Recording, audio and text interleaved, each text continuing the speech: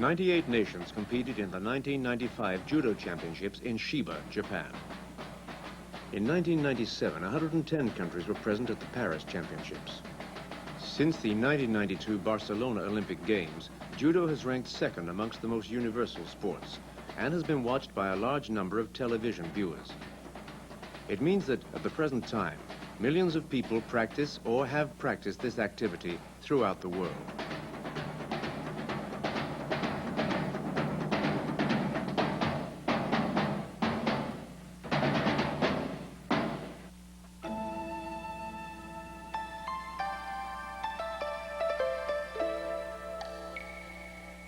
In the beginning was the word of Jigoro Kano, giving a lesson in his dojo at Kodokan. Touching pictures. The whole story could be summed up as follows. A frail young man, because he was bullied by his comrades, took upon himself to become a master in the art of unarmed combat, as it was practiced by the samurai.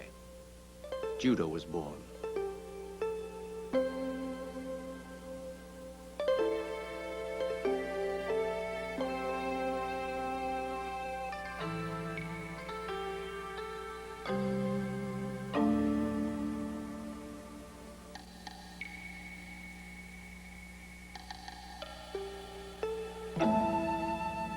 Le fondateur du judo, Jigoro Kano, maître Jigoro Kano, était un être exceptionnel. The founder of judo, Jigoro Kano, master Jigoro Kano, was an exceptional human being. It's true that he was a man of the 19th century, but his ideas were quite modern. He was a brilliant scholar, an intellectual who had earned a reputation in the Japanese society. He was a prominent member, that is, he held a high position at the imperial court. He was dean of the Teachers' Training College. First, he strove for the creation of an attractive method of physical education. For doing so, he took some techniques from the jiu-jitsu, the art performed by the warriors, and created judo. He also struggled in order that Japan become a member of the International Olympic Committee, and he was himself the first Japanese to belong to this committee.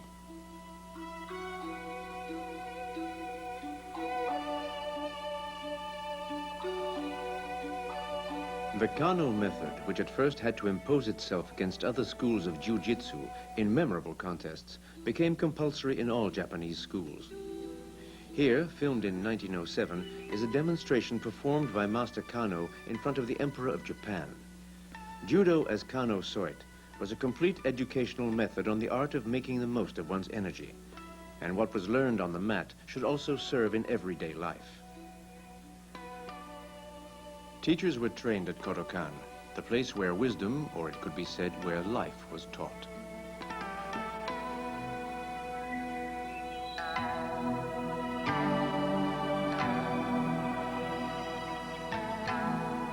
A demonstration by Kano's pupils, Nagaoka and Mifume, for instance, shows that from the start, yesterday's judo contained the judo of today.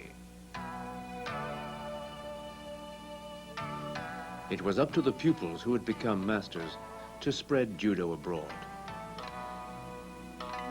La diffusion du judo et sa promotion est assez originale. The way judo expanded and gained a worldwide popularity is rather unusual. It is indeed quite extraordinary. It's one of the rare, perhaps even the only example of a sport, I think, which developed in Asia, and from the beginning of the 20th century, as soon as 1910, 1915 in Europe, a certain number of judo teachers trained at Kodokan with Master Jigoro Kano. And then they came to Germany, to Italy, and also to England and France.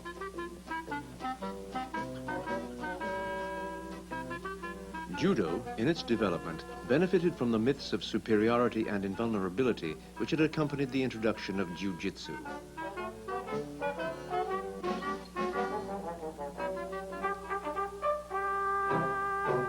Judo jiu-jitsu, in its progress, sometimes followed surprising paths.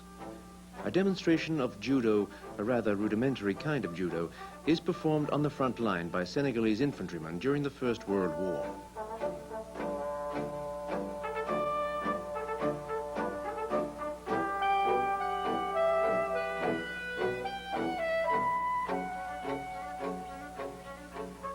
qui a accompagné la promotion du judo, assurément, c'est la... There is no doubt that the mystic aspect of judo played an important part in its promotion. There was also a certain number of habits, of behaviors. People talked about kwatsu, about reviving methods. And I think it is better to consider the question from a realistic standpoint. The people who taught judo, the persons who taught, the masters, had and still have today a solid knowledge of anatomy, but they never pretended they were physicians. And sometimes people were inclined to exaggerate their actions. But what they did, or the way they acted, only came from their intention to give help. It is true that it was expressed that way, but it never was the cry that kills, the cry that revives. But I think, as always, the marvelous appeals to people so much that they tend to exaggerate a little. Le herth épique mâle s'explique en finale. Le herth conserve son titre et en fin de combat, l'arbitre, le professeur Kawasaï, de 2 claques sur les pectoraux rétablira la circulation du sang arrêté chez pique mâle. In Europe, such myths were passed on and magnified by the cinema and the music hall, and also in literature.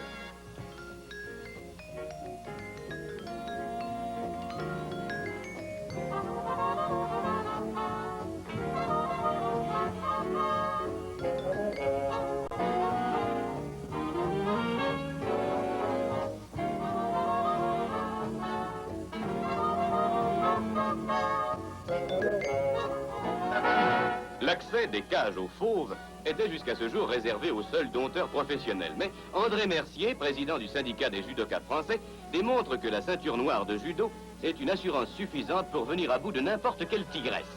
Un kia d'appel ou un kia spécial inhibant valent tous les regards magnétiques de dompteurs. Les photographes gardent leur distance, mais André Mercier cherche la sienne, toujours avec le même succès. La tigresse est littéralement envoûtée. La démonstration s'achève enfin sur le complet asservissement du fauve, devenu véritable matou d'appartement.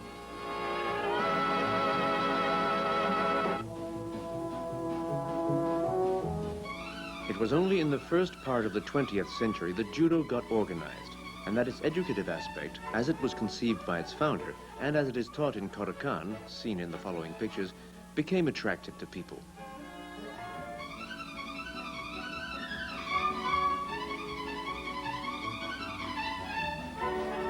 In France, for instance, the development of judo can be explained by the involvement of exceptional men such as Moshe Feldenkrais, seen here with Jigoro Kano, or such as Master Kawaishi. Among Master Kawaishi's pupils was Nobel Prize winner Frédéric Joliot-Curie.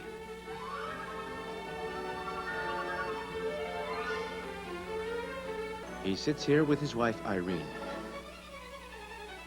Another pupil was Paul Bonnet-Maury, first president of the French Federation. Paul Bonnet-Maury also played an important part in the creation of the European Union and the International Federation of Judo.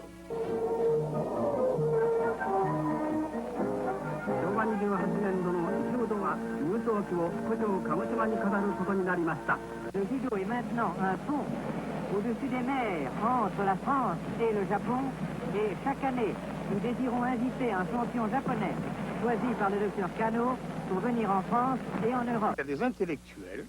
There were intellectuals of all kinds, men of undisputable stature, generally scientists who got interested in judo, men who were sportsmen, but who were particularly interested in judo. Well, there was Joliot-Curie, there was Bonnet-Maury. These people were right in the center of scientific research. What can account for this interest in judo is perhaps that there was a little more than an immediate competition. The reason was perhaps that there was a formula, which was the smaller opponent is not afraid of the bigger one. A smaller contender can defeat a much bigger or heavier opponent. It may be that. But I also believe that there was, and I'll say it once again, the educative side. And they were keen in this aspect, the great academics, the professors, and the different masters. Mikinosuke Kawaishi, a judoist and great traveler, settled in France in 1936 after a visit to the United States and Great Britain.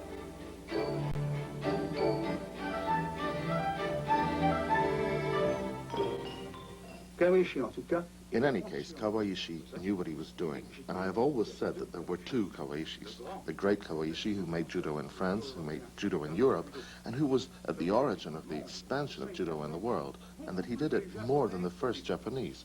There had been Koizumi in England. There had been other experts who had traveled around the world, but in a certain way, what they did affected a limited number of people.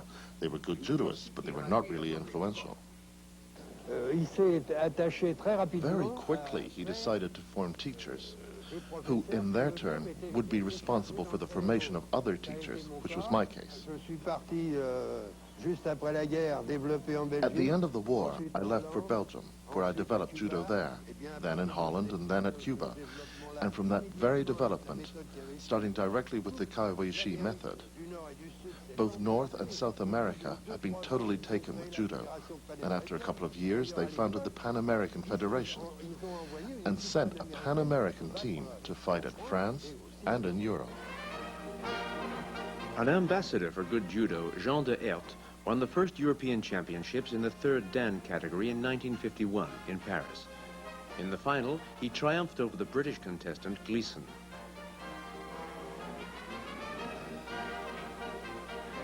Thanks to these championships, a rangy young man, defeated here by the Frenchman Dupré in the brown belt final, got unexpected public notice. His name was Anton Giesink.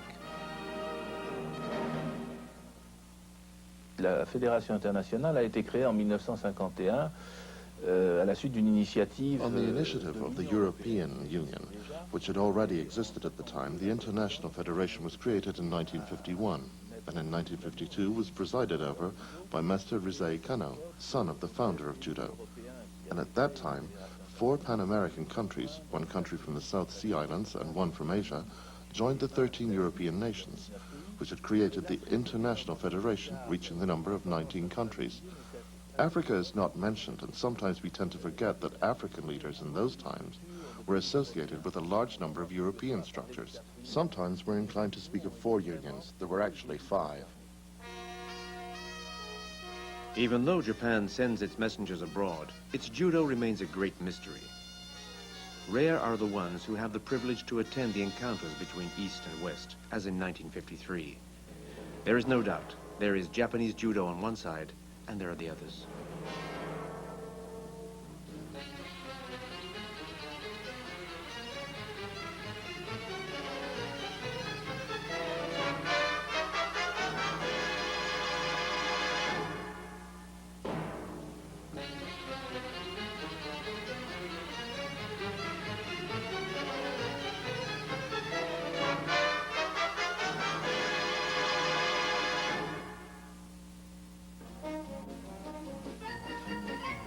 This is the Terra Daigo, the champion of Japan touring Europe.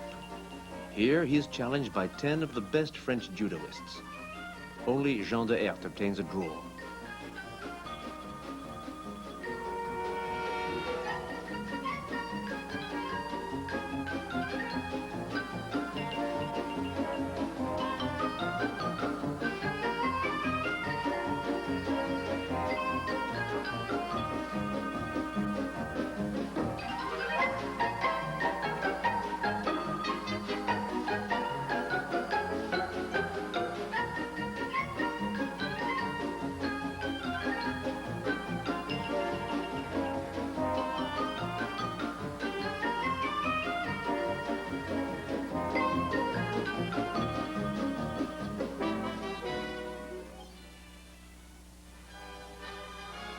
The 1956 World Championships, organized in the Holy of Holies, Tokyo, for the first time in history, are awaited eagerly.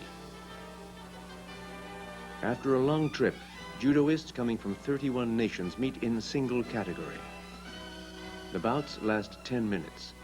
The final lasts 20 minutes.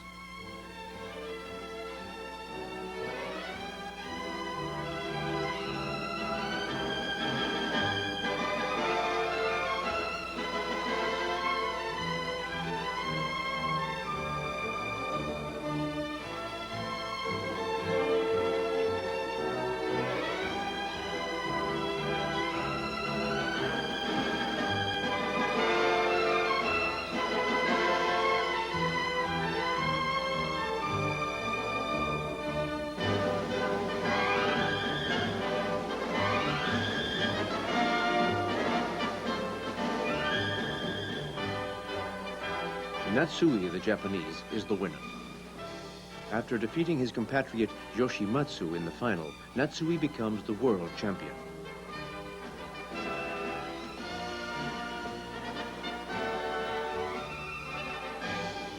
The Dutchman Anton Giesink comes third.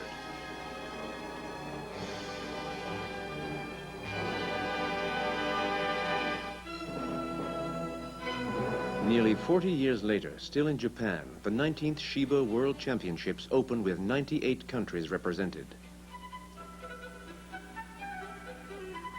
Ladies can now take part. Referees are smartly dressed. Points are displayed on an electronic board. The mats are not raised above ground level anymore. There are 7 weight divisions by now, for men as well as for women, plus 1 all-category division in which lightweights rarely compete. Men's matches cannot exceed 5 minutes, and women's 4 minutes. And now, ladies and gentlemen, what you're going to see is quite something.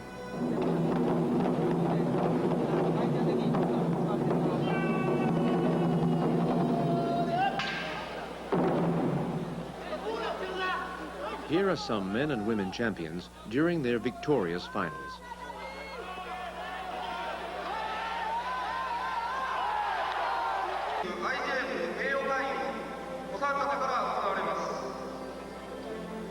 Medals and certificates are being...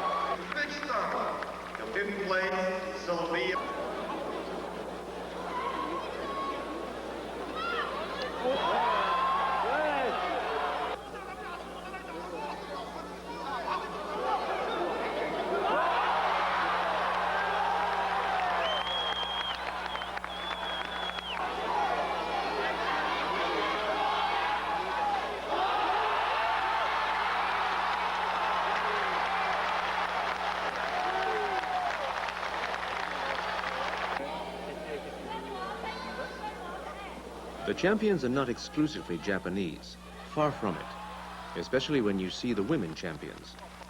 That is certainly the reason why the tiny Tamura is a star in her country and has even become the heroine of a cartoon.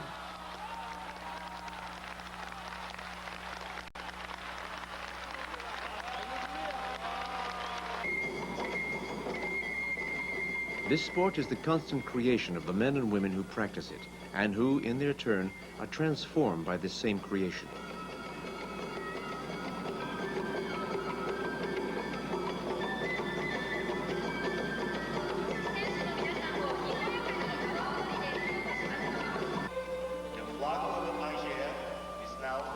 After Shiba in 1995 and Paris in 1997, nothing will ever be the same.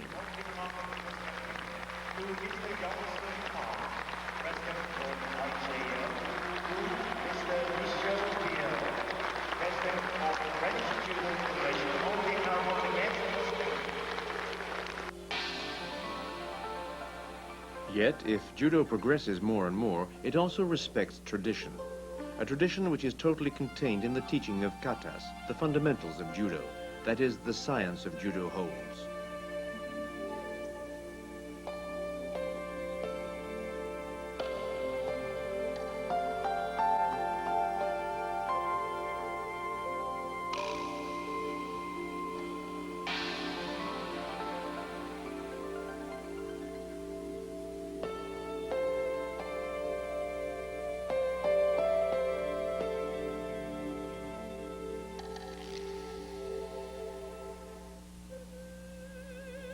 Starting from these bases, judo champions also bring their personal touch and contribute to the technical advance of the sport.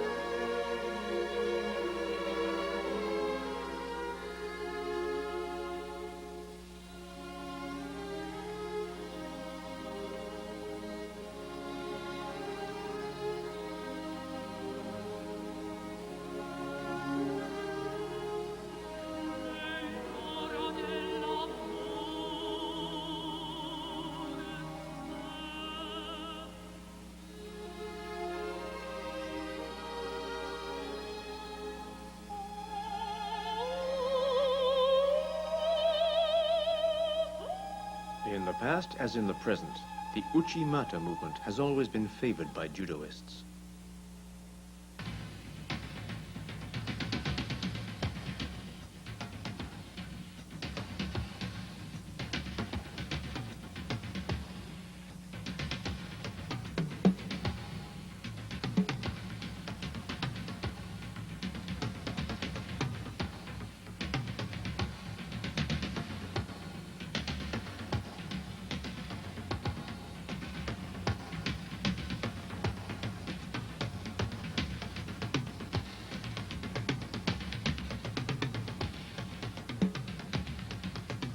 Uchimata is precisely the movement that the Dutchman Anton Giesink preferred.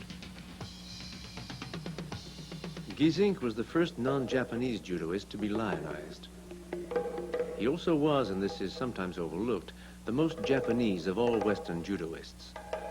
He visited the country of the rising sun several times and lived there for more than 2 years, learning from the great Japanese masters. Yet the day he put an end to Japanese invincibility, a quake hit the planet judo.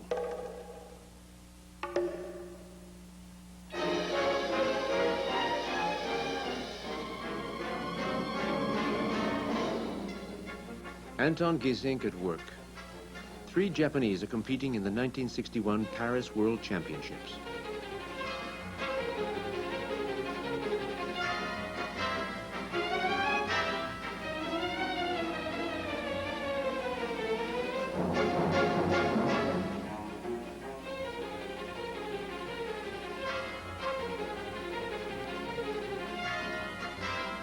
Giesink is most of the time in a standing position. Stepping backward or forward, he's always taking the offensive. His goal is the decisive point, the ippon. When it's necessary, he can also work so as to bring about a series of actions on the floor. His judo truly bears the Japanese stamp.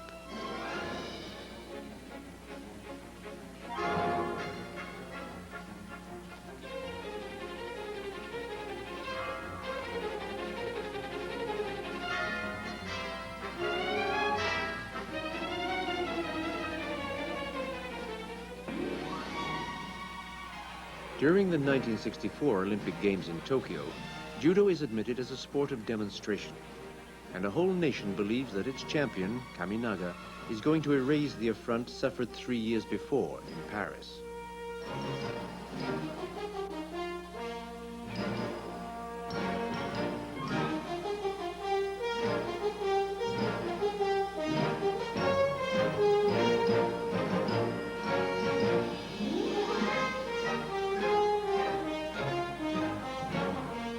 Unfortunately, right from the preliminary heat, Giesink is back.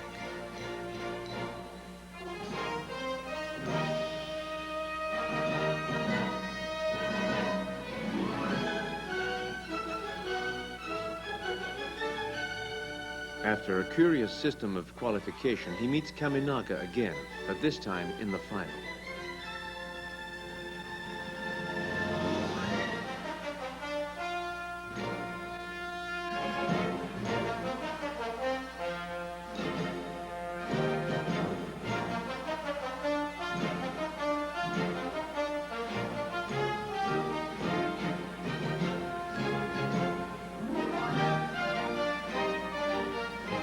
The 130 kilograms of the Dutch giant crush Kaminaga and a whole nation. An entire country is struck with dismay.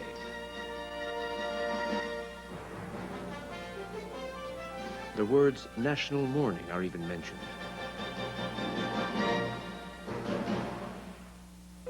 Giesink has become a legend and lives in Utrecht, in a street which bears his name. When he gives up competition, the Japanese think they're going to recover their supremacy.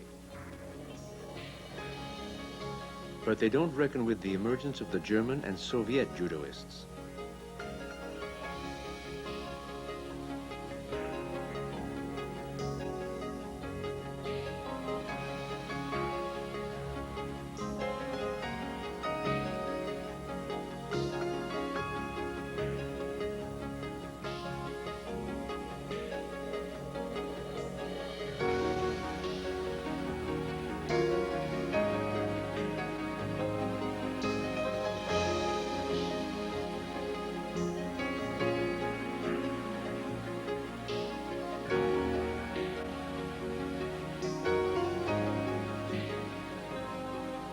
And above all, they don't reckon with Willem Ruska, Anton Geesing's pupil. One Dutch champion can hide another. Ruska becomes world champion in 1967 and 1971. He wins the Olympic title in 1972 when judo becomes a full-fledged Olympic sport.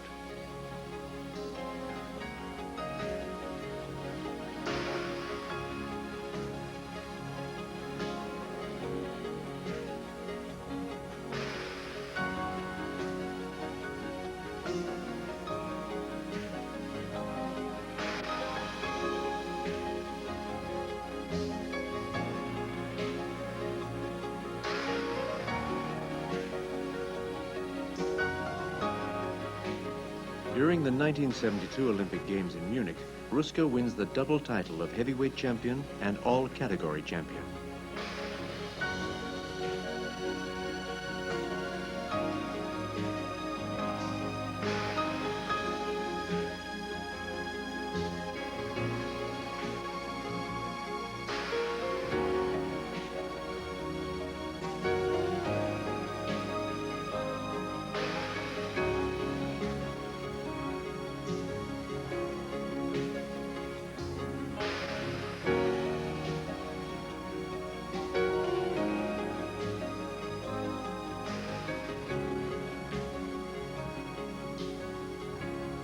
Ruska thus becomes the second legendary heavyweight champion of modern-time judo.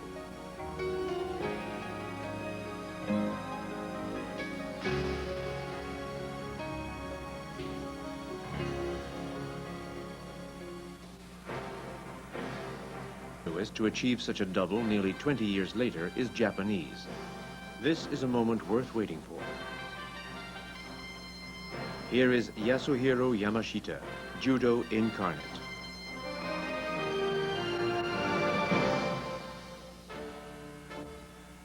When only a junior, he goes on tour with the University of Tokai and meets the French team. Nobody knows who he is yet. Having been the best judoist of Japan for several years, he wins his first world title in 1979 in Paris against the Frenchman Jean-Luc Rouget.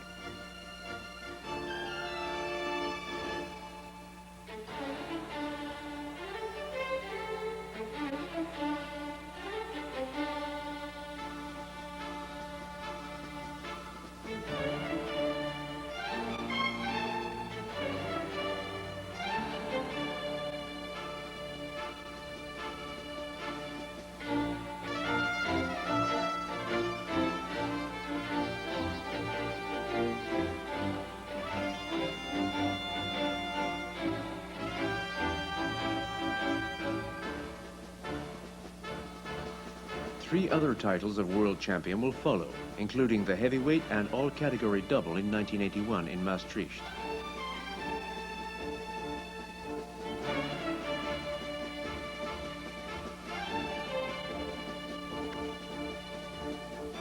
After missing the 1980 Olympic Games, he wins the heavyweight title in 1983 in Moscow, a just recompense.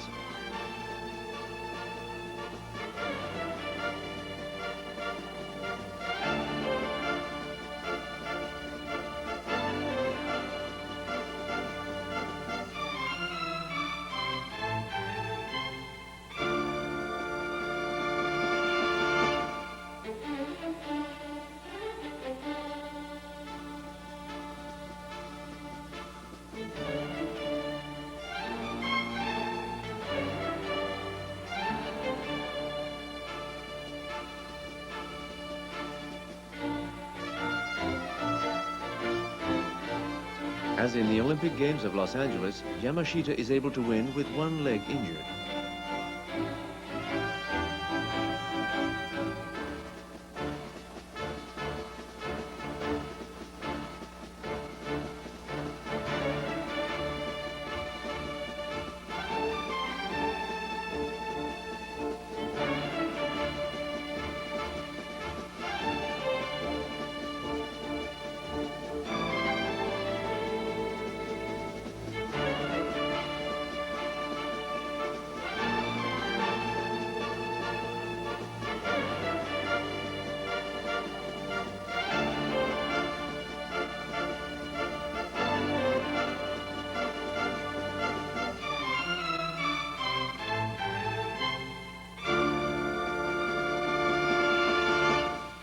The Frenchman David Douillet has recently entered the exclusive circle of mythical heavyweight champions.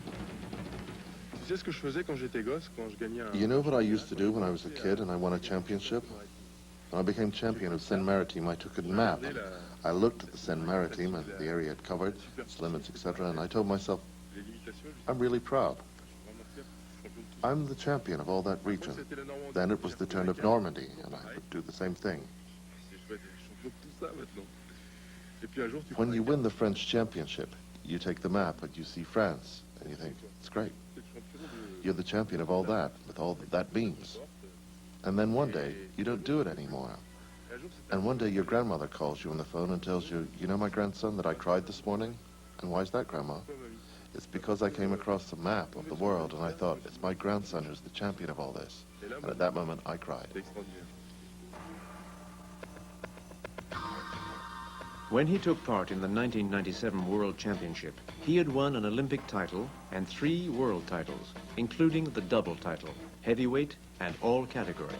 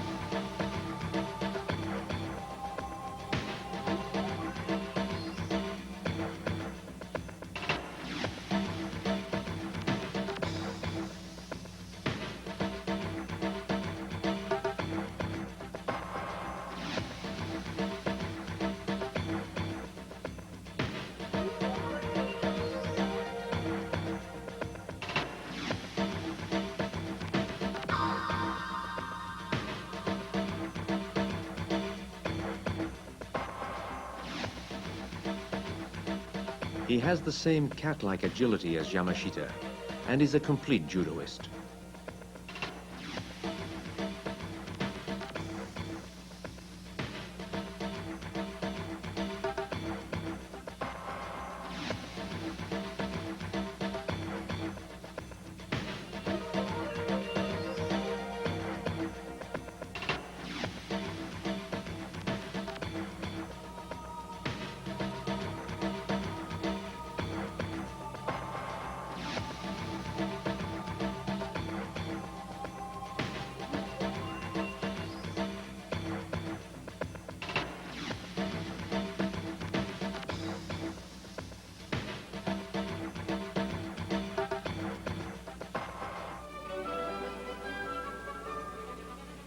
As for women champions, the Belgian champion Ingrid Bergmans deserves a special mention.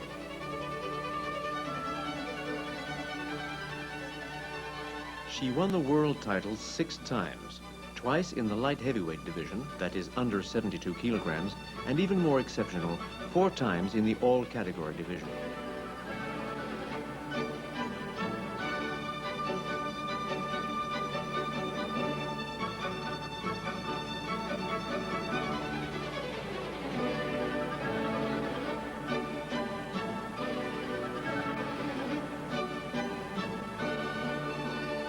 Women's judo is not as ancient as men's judo, but Ingrid Bergmans truly belongs to its legend. Si dès le début, les femmes pratiquaient le judo, il a fallu attendre... Even if from the start women have practiced judo, they had to wait until 1974 to see the first international tournament organized at Gênes, and then 1980 to see the first World Championships organized in New York in the USA. 27 countries were engaged, 150 women took part in the competition.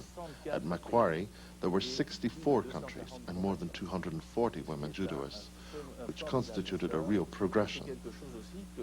The International Olympic Committee has wished to salute this success, given that the women's participation at Atlanta and Barcelona had been exceptional. In order to obtain the same possibilities of expression as men, women had to fight, but not on the mats. When they obtained them, they made up for lost time.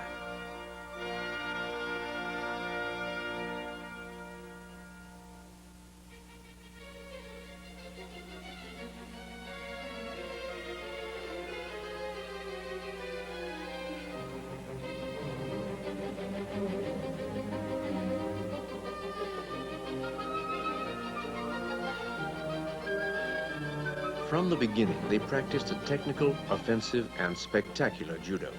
The French, Austrian, Dutch, and British schools worked wonders.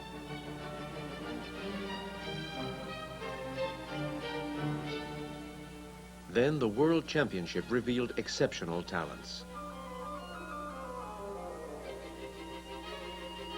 Karen Briggs, 4 times world champion.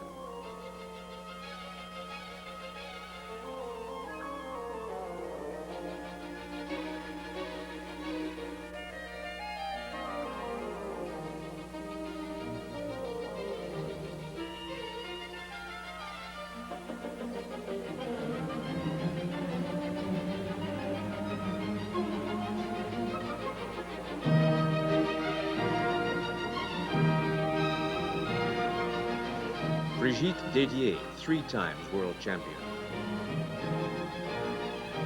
Fong Ling Gao, 4 times world champion.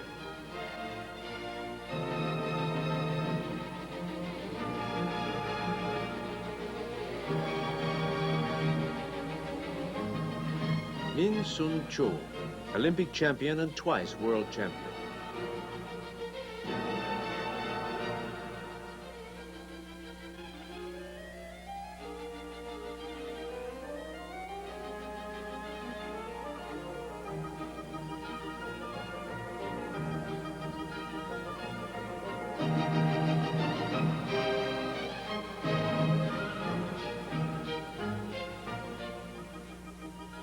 Not forgetting the trio of French Olympic and world champions.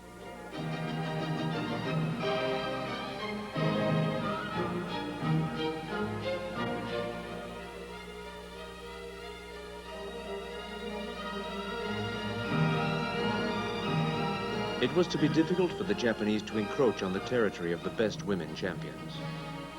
Kaori Yamaguchi and Ryoko Tamura were the 2 exceptions which proved the rule.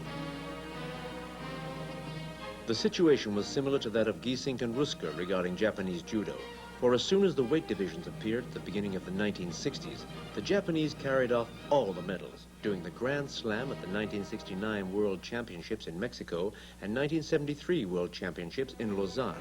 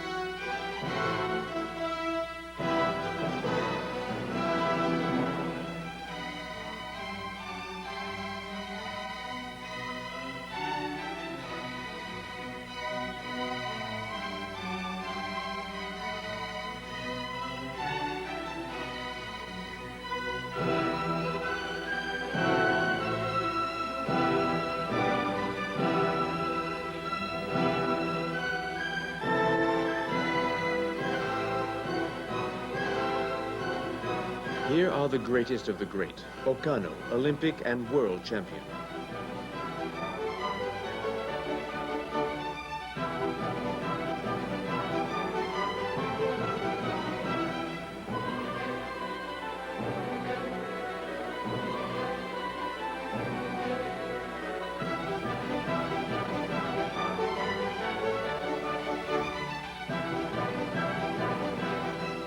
Okano, a middleweight, was also an all-category champion in Japan.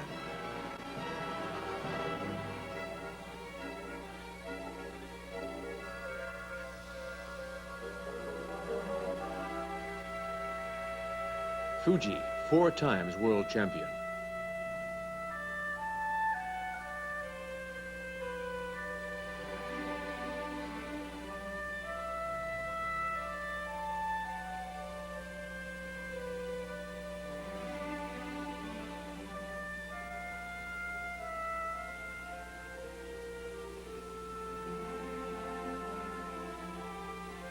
Koga, 4 times world champion.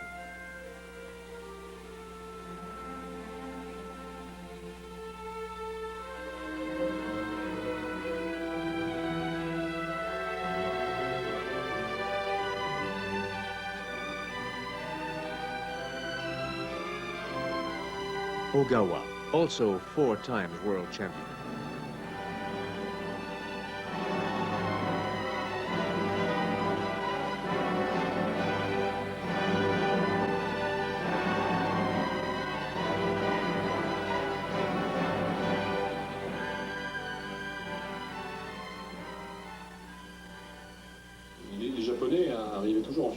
When the Japanese reached the finals, they were always fresher than we were, simply because nobody could go through with the matches against them.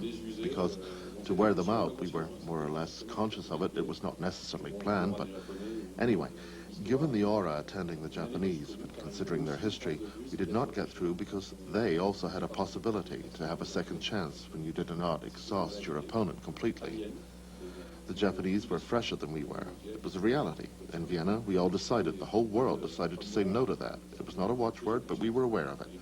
After all the matches we had fought against the Japanese, we knew that we too, and not only the Japanese, were very good. So that when they got to the final, they were in the same state as we were. That is to say, completely worn out. As a consequence, a lot of Europeans won.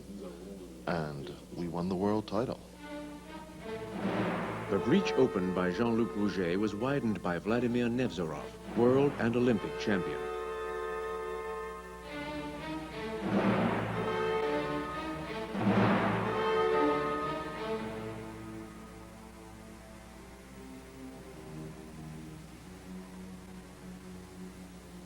Then other champions swept in and became part of the legend as well. Thierry Rey, world champion, Olympic champion.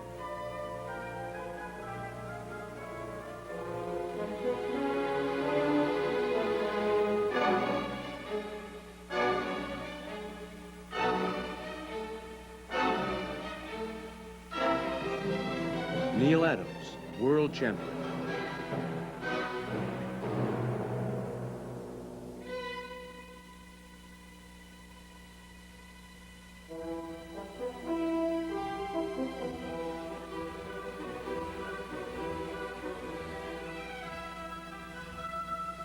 Angelo Parisi, Olympic champion.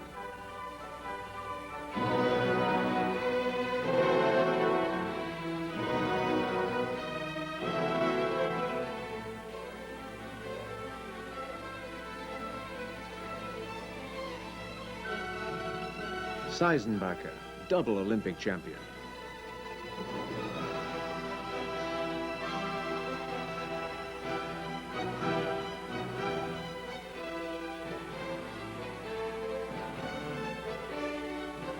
Canu, double world champion.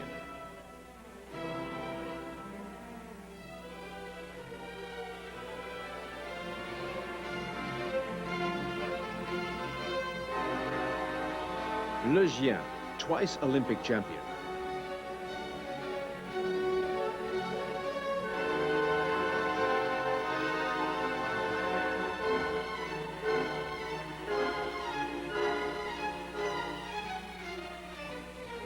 Nastula, world champion, Olympic champion.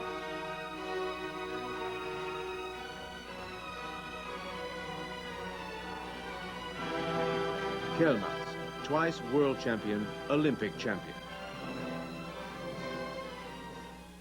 Quelquefois, les gens en oublient que le judo... It sometimes happens that people forget that judo is not solely an Olympic game.